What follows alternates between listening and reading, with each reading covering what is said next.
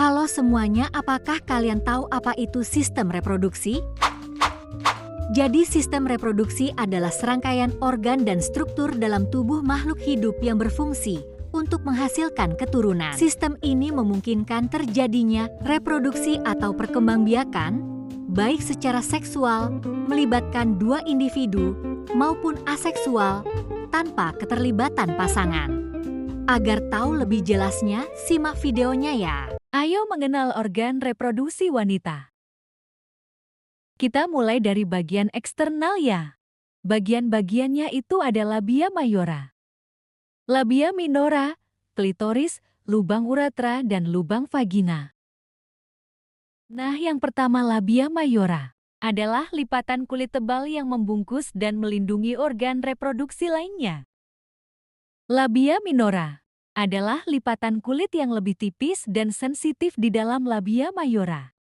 Selanjutnya klitoris. Klitoris adalah bagian organ seksual perempuan yang sangat sensitif terhadap stimulasi. Selanjutnya lubang uretra yang berfungsi untuk mengeluarkan urin.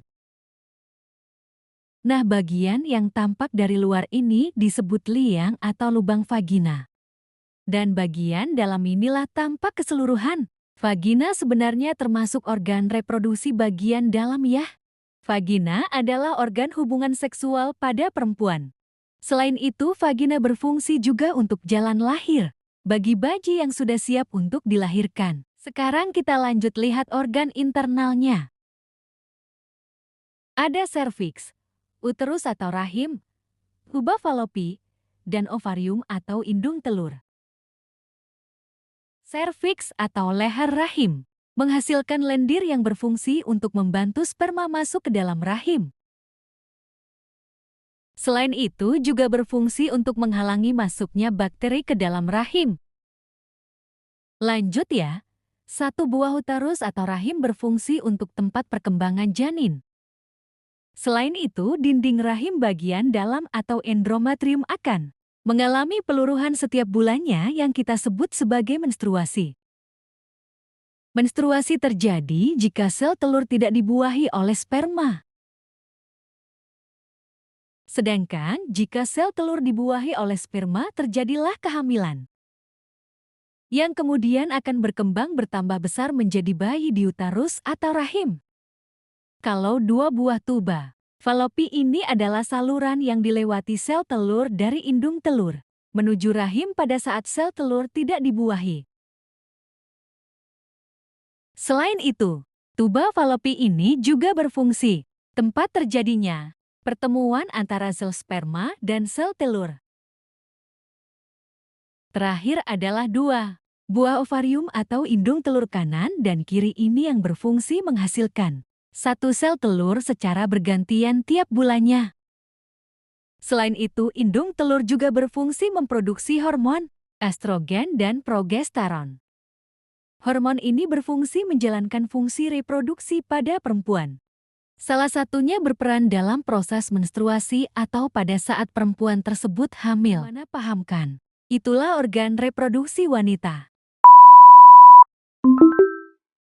Selanjutnya, kita akan membahas organ reproduksi pria. Disimak baik-baik ya.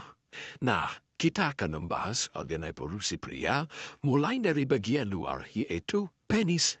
Kita tahu penis itu merupakan organ untuk berhubungan seksual. Penis dapat mengalami pembesaran yang disebut dengan ereksi, yang dapat mengeluarkan sperma dan cairan mani yang disebut dengan ejakulasi. Walaupun dari luar terlihat simpel, namun pada bagian dalam organ ini terdiri dari banyak bagian yang mempunyai fungsi penting. Penis dibungkus oleh kulit luar yang disebut dengan pores skin atau prepucium. Pada saat akan memasuki masa remaja, kulit pembungkus bagian kepala penis ini akan dibuang yang disebut dengan proses sirkumsisi atau disunat. Ayo, adik udah disunat belum? Hehe. Tujuan disunat ini adalah mencegah penumbukan kotoran di daerah kepala penis. Dalam penis terdapat saluran uretra. Nah, saluran ini untuk mengeluarkan sperma dan mengeluarkan urin, tetapi pengeluaran urin dan sperma ini tidak akan terjadi bersamaan karena sudah diatur sedemikian rupa oleh tubuh kita. Keren kan? Oh iya, tidak lupa juga ada skrotum dan testis. Apa itu ya?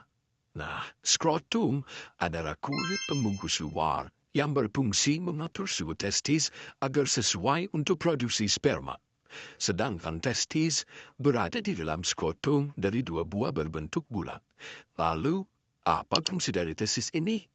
Nah, testis berfungsi untuk memproduksi sperma dan memproduksi hormon seksual yaitu testosteron. Produksi sperma dimulai saat masa pubertas, biasanya di kisaran usia 11 sampai 15 tahun. Hormon seksual ini berfungsi untuk memberikan ciri sekunder pada laki-laki, misalnya tubuh lebih kekar, dada pidang, tumbuh jakun, dan tumbuh rambut berupa kumis dan jenggot. Jadi, apakah sperma dari testis ini selalu dalam keadaan matang? Ayo, apa jawabannya? Jadi, jawabannya yaitu belum. Ada organ yang bernama epidermis, jumlahnya ada 2, merupakan tempat untuk pematangan sperma. Selain itu, berfungsi untuk penyimpanan sementara sebelum sperma dikeluarkan. Selanjutnya adalah 2 buah vas deferentia. Fungsi organ ini adalah tempat transport atau jalan sperma yang nanti juga melewati ejaculatory ductus untuk mengantarkan sperma ke penis dan kemudian dikeluarkan atau biasa disebut ejakulasi. Yang terakhir nih, ada 3 kelenjar dalam sistem reproduksi laki-laki loh. Ada 2 buah seminal vesicles yang berfungsi untuk menghasilkan energi bagi sperma agar pergerakannya baik. Dan 1 buah kelenjar prostat yang fungsinya menghasilkan cairan yang membantu sperma tetap bertahan pada pH asam pada cairan vagina. Serta 2 buah bulba uretra atau Cowper's gland yang fungsinya menghasilkan cairan yang berperan sebagai pelumas pada saat melakukan hubungan seksual. Wah, sangat menarik ya untuk disimak. Ternyata organ reproduksi kita sangat kompleks. Nah, itulah video tentang organ reproduksi. Tentunya sangat menarik sekali kan? Semoga bermanfaat ya.